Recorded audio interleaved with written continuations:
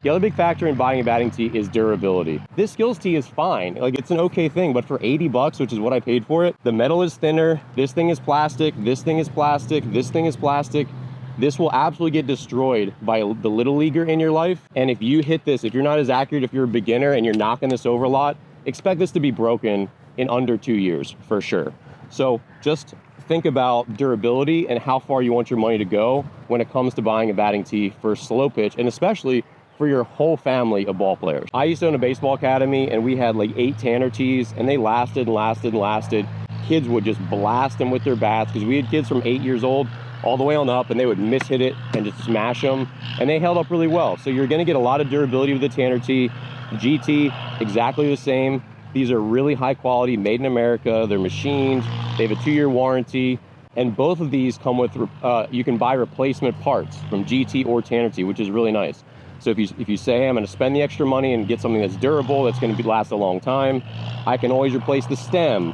I can always replace the inner tube or the outer tube or the cotter pin or the base or whatever. So that's a nice feature where if you're like one of those people like I am, where you'd rather buy something once and maybe repair it over time if it ever gets damaged, or just say, I'm gonna buy something nice and get 5 or 10 years out of it rather than buying something that's probably gonna break every year or two and have to replace it. I think that's a good investment personally, but everyone's different. The one thing I will say is if you're a family of ball players where, again, your son or daughter is using the same batting tee that you are, or you just want that to be the case, both Tanner and GT have different attachments that you can use the same base.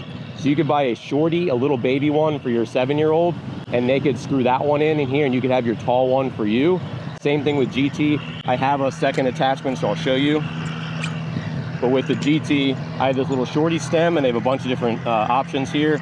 It's got its own cotter pin, so I can easily attach this here. And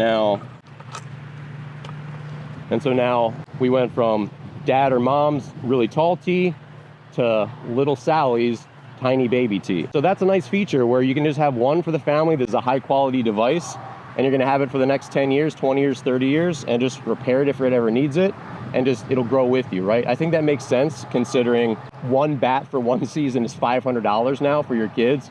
So just consider, like, if you're buying something, do you wanna buy it once for life, or do you want to buy it again and again over years when your kid eventually smashes it?